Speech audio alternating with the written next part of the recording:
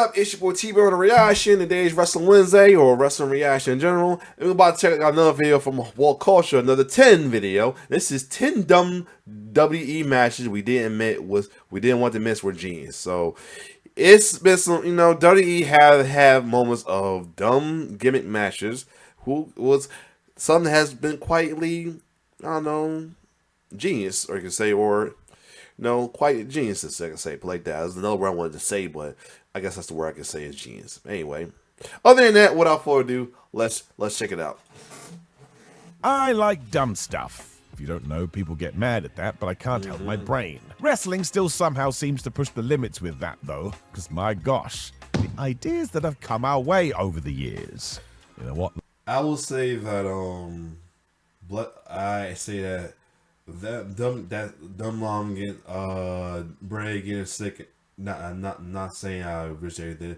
Bray not being sick because he got ill, and so Roman was a blessing to God for that. Because I'm glad we didn't get that horror match. Because that was just.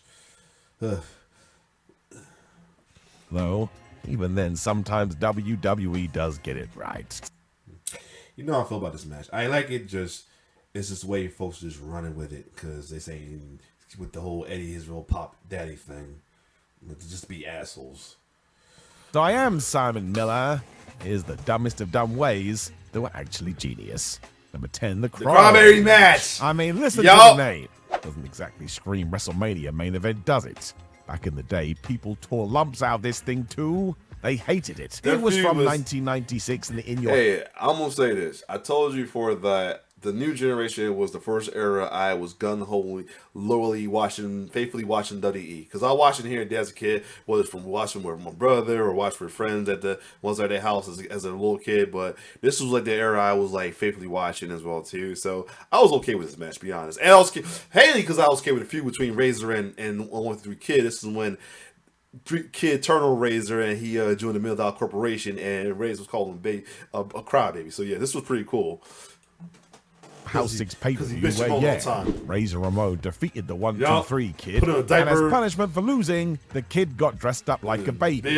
Well, we just covered him in talcum powder, which apparently was the same. I went and watched this today, though, and yeah, it's fine. The silly stuff only comes after the match is done, and the work itself is great. Of course it was. Scott Hall and Sean Waltman are excellent. What the critics ignore is that Kid had actually been acting like a brat before all this, so he had justification too. And ultimately, he got his. I thought that's what wrestling was meant to be. I would understand more if they were in diapers or there was a dummy on a pole or something, but no. It was just some goofy aftermath to embarrass the bad guy. Again, that was his job. So. Yeah, funny. He embarrassed the bad guy because, Razor's known as the bad guy, but he was the face at the time. He was the real bad guy at the time. So, yeah. And for records, this ain't no gaslighting bullshit we got going on like we're doing wrestling with folks claiming that Kevin Owens the real good guy and Cole was the bad guy, all that bullshit. Same with Drew and CM Punk. None of that bullshit. Or same with Rhea and Damien between Dom and Liv. None of that bullshit. I'm talking about the bad guy was the babyface, Pharrell, and 1-2-3 Kid, aka Aspect, was the heel who joined the $1 Million Corporation after they got tired of being in Razor's shadow. You don't have to like it due to your own taste, but an all-out disaster? No way. Number 9, the shortest Royal Rumble ever. What is the worst Royal Rumble? Most people will say the greatest Royal Rumble ever from Saudi Arabia because of the name, or there's the one in 1995. There's more to talk about there. The reason it annoyed fans so much is because of the 60-second intervals, which meant it zoomed by, so it felt like you were on drugs. All you need to do is go look at the WWE roster in the mid-90s, though, and yeah, they were screwed before entrant number 1. No disrespect to these guys, but Aldo Montoya was number 20, and Mantar was 21. Why build that up for an extra 60 seconds? You're actually more likely to get some hate. So it's actually something Vince McMahon should have used more as self-awareness actually came into play. And I tell you, that never happened. Shawn Michaels was the winner, which was the right move, so he just added in proper stars like Bret Hart, the British Bulldog, Lex Luger, and Owen Hart as and when is necessary. So sure, in comparison, it's not that good, but for what the WWF had, they used it in the right way, and it deserves more credit. Number 8, Jackass at WrestleMania. I know this is true because I saw it firsthand. I don't care. I enjoyed this match. This was a cool match right here. I enjoyed this match. Yup. happened. When it became obvious that Sami Zayn would face Johnny Knoxville at WrestleMania 38, however, there were face palms all around. Because I was a big Jackass fan. I mean, minus the shit stuff he did. But the literal shit stuff he did. I was a big fan of Jackass. And it was good to see all the guys I grew up watching Jackass come together in this. Chris Pontius, Wee Man. I don't remember if Steve was in there now, but definitely Chris Pontius. I think Wee Man. I think Pontius was part of this too. But yeah, I loved every minute of this match. I don't care what anybody said. I love this match. People could not believe it. It began at the 2022 Royal Rumble when Johnny popped up as a surprise. So essentially, this carried on for months. What happened? Sami Zayn proved he was an all-time performer. The pranks, joy in a the cranks, everything. The rest of the Jackass crew it was experience, and it is a genuine delight to watch. Yes, all the beats work. We man slammed them. Yup. Perfect evidence that wrestling should always be a variety show. Again, too, it is all the credit to Sami Zayn. It was lovely. Everybody played their part. This kid, this was Sami and props to Sami for going along with it though as well too. His brainchild. Dare I say it? It was a mini masterpiece. Number 7, the House of Horror. The match between Randy Orton and Bray Wyatt at WrestleMania 33 did not work. We did some weird things with overhead projectors. The House of Horror, I would say, is a hit and miss, to be honest. It was an interesting match, but I feel like it could have did better. I like the concept of it. It could have went so much better. Most of the fans were confused. This one was ridiculous. Then we got to Payback 2017 and WWE announced a House of Horrors match between the two. Nobody knew what to think, because what the flub was that? It was, however, full-on cinematic before the pandemic, which counted as something. Yeah. That's why I thought this. That's why I thought it was interesting, because it was like one of the earliest cinematic matches we had. And before, I think this was before Bray and New Day had a feud with the Wise.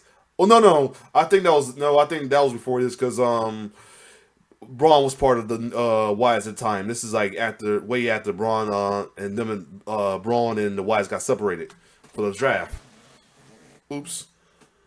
But it definitely inspired WWE years later. R.I.P. to Bray, by the way. And as ever, Bray just got it. He knew what to do to make these things interesting. It helped that it was a B pay-per-view, which WWE really wasn't taking seriously at the time. Yeah. Jump forward to the future, and the company benefited from this template hugely. It made them realize what they could do when the world just stopped. The 6th, the greatest wrestling match ever. Even has spoken about how mad this was. It's impossible to have the greatest wrestling match ever because it all comes down to taste. Still, that title was interesting, but go to Backlash 2020, where once again WWE was suffering due to the pandemic. We took a recently returned Edge and Randy Orton, told them to go and rewrite the game. Yeah, good luck with that. Now, maybe somebody out there thinks they nailed the stipulation, but you can just forget about it. The match is very, very good, and reminded you that the Rated R Superstar could still go after almost a decade away. WWE knew what they were doing too, as they needed to create that channel, which wasn't there because fans had vanished. All the small touches we threw in were quite nice. The production team were allowed to go crazy. It's also one of the few bouts you can go back and watch now. I suppose elements of this helped the Thunderdome too. WWE borrowed a lot from here. At a crazy time. Number 5, the custody of Dominic match. So this was bonkers. But look, it's a good match. Just the way folks are running with it these days as well too. Since then, just to be assholes. We are in 2024 and we are still talking about it. SummerSlam 2005 did divide fans though, because how did this make any sense? Eddie Guerrero and Rey Mysterio were fighting over custody of a real human boy. I'm not sure the courts are going to allow that. The fact that condoms use it today justifies it for me, but also listen to who is involved. Eddie and Ray. They couldn't have bad matches if they tried. No, so even though the stakes were ridiculous, they made it brilliant. Of course. If you like the OTT side of wrestling too, this had everything you need. It's a bit like Scott Hall and Sean Waldman. When you have workers this good, you don't have to worry about the rest. They will make it work. Right. It's also really funny, so yeah, this is all good with me. And given what has happened over the last 20 years, it will give you some good damn memories. Number 4, the gimmick battle royale. So if you watch my content, this won't surprise you. I remember hearing about this. As far as I know, the last appearance of one Repo Man in the WWE. Yeah. Bring him back. It was WrestleMania 17 when we decided to allow a group of legends to compete in a battle royal. And look, it's not the best thing you'll ever see, but it's pretty darn fun. Bobby the Brain Heenan is hilarious on commentary as he promotes how slow the Iron Sheik is getting to the ring. Some of the entrants here. Duke the Dumpster Drozy, for example, who wasn't exactly a legacy talent, Actually, Duke had only been off TV for 5 years. That's how fast the Attitude Era blew up. I don't care what everybody saying. Out of all the guys that like was okay hit and miss in the New Generation era, Duke the Dumpster was my dude. I don't care. He was my dude. I don't care what anybody said. He was my dude, man. I don't know why. I had so much respect for him, though. I don't know, maybe because he's majority of the time was a babyface, and he was a cool guy, man. I'm not sure you need to do this at Mania. It was funny. One favorite moment is still the video. I don't know what was on what was it? The WWE Zone, whatever, when you used to just like talk over through it and all that. And he did a little video where he was like doing impressions of all the current wrestler at the time. It was Hakushi, Barry Horowitz, I forgot who else he did. That was a pretty cool video right there. I wish I could find it on YouTube to see what it is. Again, but as an idea, yeah, it'll make you laugh, which should be the point. This is meant to be entertainment. You could even make it a Hall of Fame version, which would give some of the legends an extra payday. Kamala is Look, we do have 365 days worth of content to fill. There's no reason not to do it. Number 3, the blindfold match. Talk about a stipulation that can go in wildly different directions. Picking who is involved is really, really important. Now, the worst to some people is likely Jake Roberts versus Rick Martel from WrestleMania 7. That's a reasonable saying. Should he be in the Hall of Fame? I'll let y'all decide that one. Which gets a good kicking these days. I do get it. But go and watch it now and remember what it's meant to be. I actually think it's quite enjoyable. After all, the pair are meant to be blind, so why would they have a 5-star classic? They quite clearly understand the assignment and ham it up, especially Rick. That dude is taking pratfalls like his life depended on it. The fans are into it as well as Jake decides he's just going to try and find that DDT. And remember, everybody knew it was stupid. Just make sure you're in a similar mood. I think this is what wrestling is all about sometimes, just thinking outside the box and ensuring we all have a good time. This certainly tickled me, which is a terrible thing to say. So let's go do it again. Number 2, the dual Money in the Bank ladder match. So we do return to the pandemic as WWE had to do everything different, which meant the men and women. I don't care. Oh no, it was interesting though, but I don't care what they say. I'm glad. I was glad for Otis to win as well too. To this day, I will say he got done dirty. I don't care what they say. Women's Money in the Bank happened at the same time. It did Otis dirty. More of a mini movie than a match. It worked as we even had cameos. Brother Love was in the 2021. So weird. This was also done like a video game, as you had to fight to the top of WWE HQ. That's why it did have another major upside. The concept didn't feel burned out by the end of the event, as we only had one singular match. Now, WWE actually balances this quite well today, but one year, if you could figure it out, I don't think this would be the worst idea. It would also up the stakes, even though men and women are kept separate, it's still more bodies to get through. You could even take it a step further and have only one briefcase hanging from the rafters, meaning there's only one Money in the Bank holder for the entire year. That would send people nuts. So once again, it comes down to fun. Although Baron Corbin did literally kill people during this version. Toss Ray and Malachi. Again.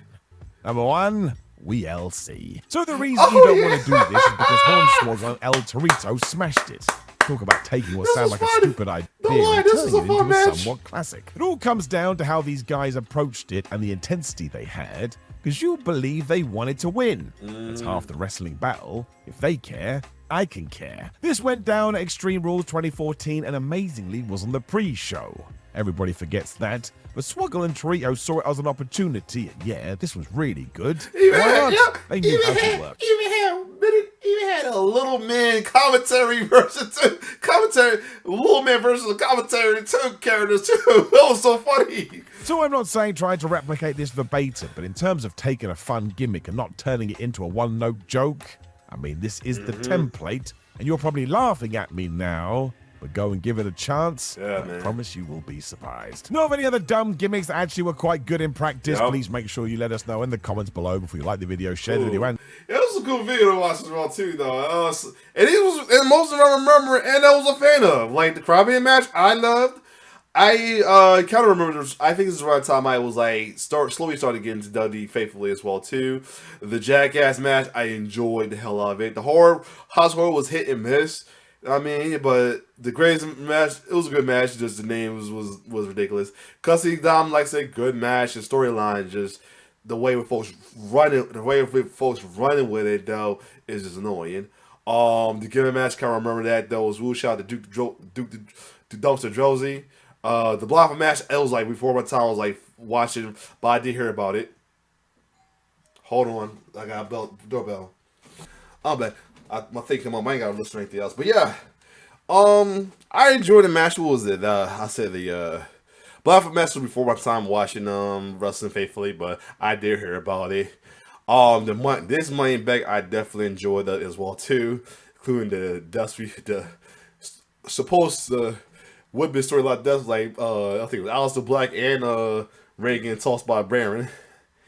And last, the WLC match was pretty interesting as well too. Other than that, sometimes giving Max may look stupid to others who like the Jim Cornette wannabes, but to muscle to myself, it's some fun matches as well too.